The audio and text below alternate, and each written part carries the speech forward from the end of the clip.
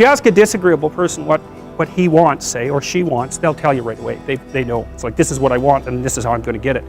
But agreeable people, especially if they're really agreeable, are so agreeable that they often don't even know what they want, because they're so accustomed to living for other people and to finding out what other people want and to trying to make them comfortable and so forth, that it's harder for them to find a sense of their own desires as they move through life.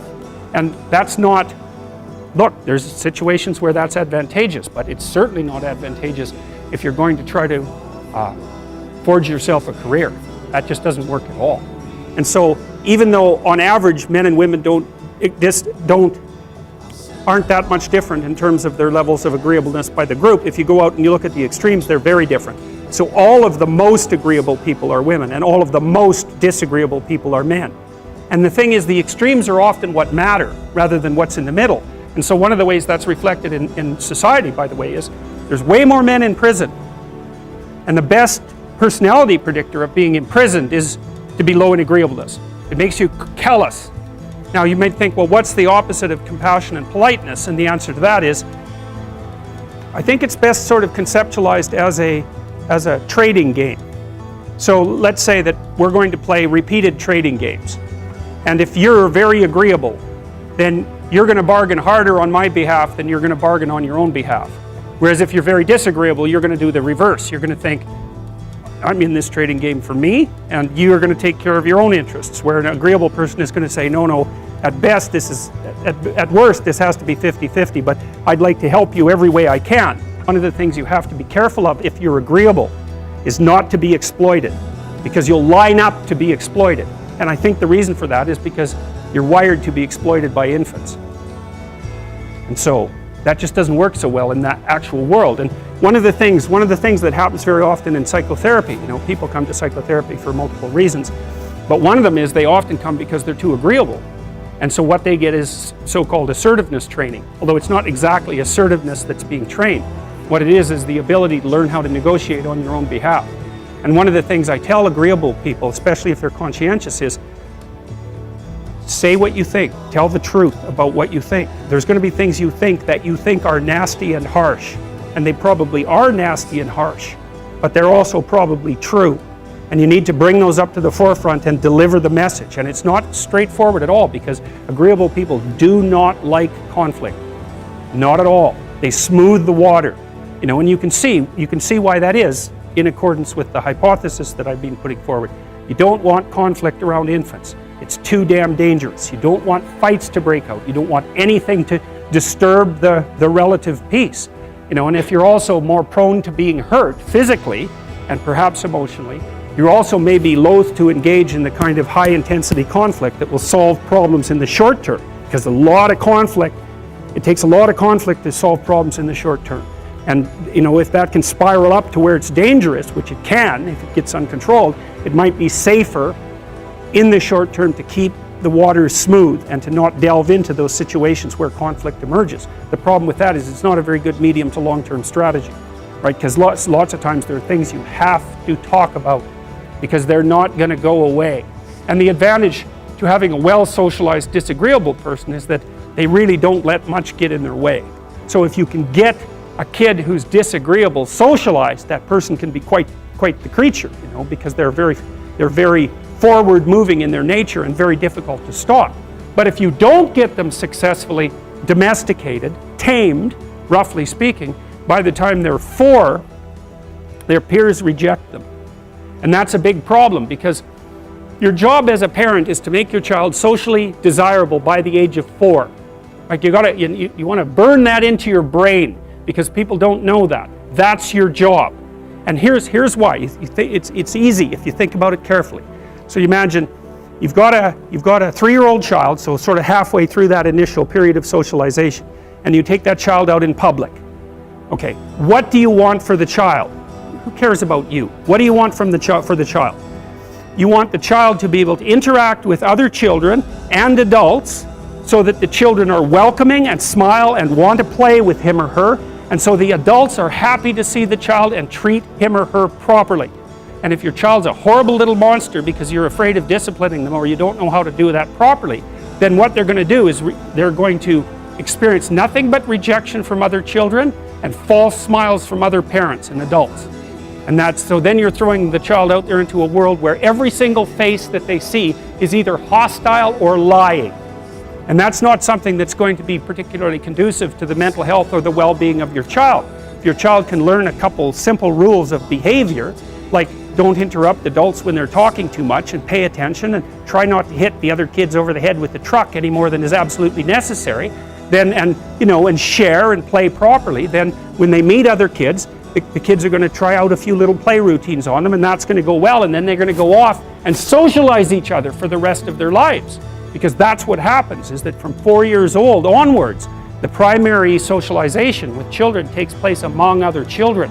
And so if the kids don't get in on that early, they don't move into that developmental spiral upwards and they're left behind.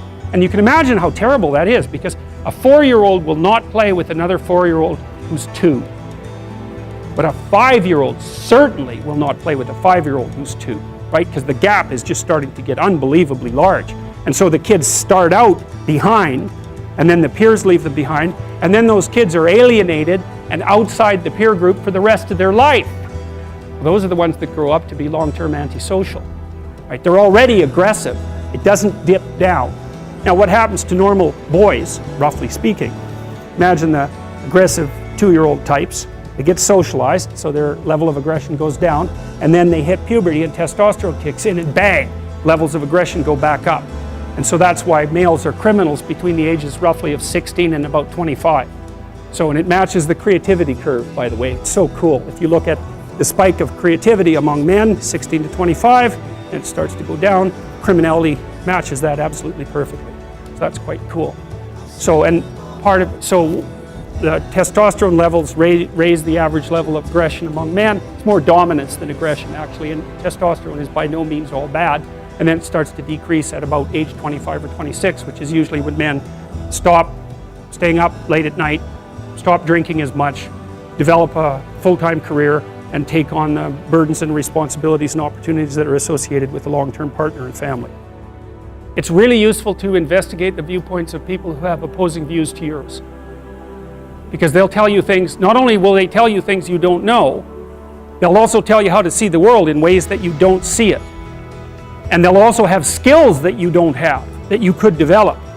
So for example, if you're an introverted person, it's very useful to watch an extroverted person, because the extroverted person has ways of being in the social world that aren't natural to you, that you can use to improve your toolkit. And if you're disagreeable, one of the best things to do with disagreeable people, especially if that's alienating them from other people, for example, because it can, people treat you like you're a selfish, arrogant son of a, maybe that's because you are. It's like, okay, so what do you do about that? One of the most promising treatments, let's say, for that is get the person to do something for someone else once a day, just as a practice, and learn how to do it. Maybe you can wake the circuit up, if you think that it's lying dormant in you, which is probably right. I think we have a very wide range of propensities within us. Some are switched on, genetic propensities. Some are switched on, but I think that if you put yourself in the right situation or walk yourself through the right exercises, you can switch some of these other things on as well. But it takes work and dedication and discipline. I would say, generally speaking, if you want to adapt yourself properly to life, you should find a niche in the environment that corresponds with your temperament. Right? You shouldn't work at cross purposes to your temperament, because it's just too damn difficult. But having done that, then you should work on developing the skills and viewpoints that exist in the space opposite to your personality, because that's where you're fundamentally underdeveloped. And that way I think you can extend out your temperamental capability across a wider range. And to me, that's roughly equivalent as bringing a richer toolkit to each situation. So if you're hyper extroverted, you should probably learn to shut up at parties now and then and listen just to see what's going on, to see if you can manage it. And if you're introverted, well, then you should learn how to speak in public and to learn how to go to parties without hiding in the corner and saying nothing to anyone. And if you're agreeable, then you need to learn how to be disagreeable so people can't push you around. And if you're disagreeable, you need to learn how to be agreeable so that you're not an evil son of a...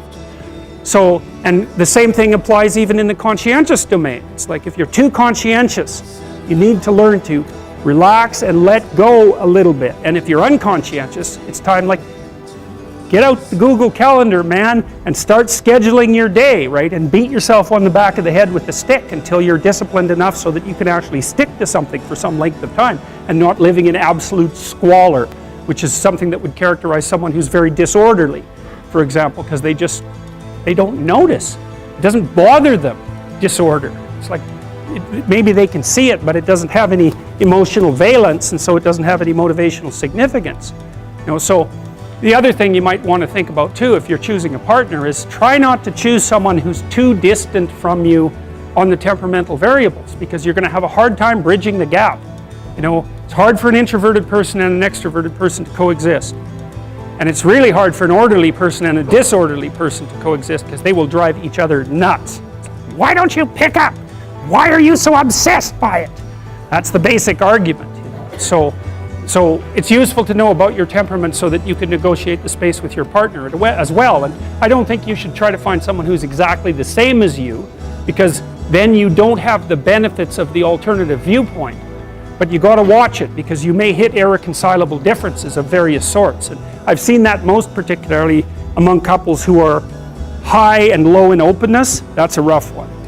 And also high and low in conscientiousness. That's another rough one, because they just cannot see how the other person sees the world at all.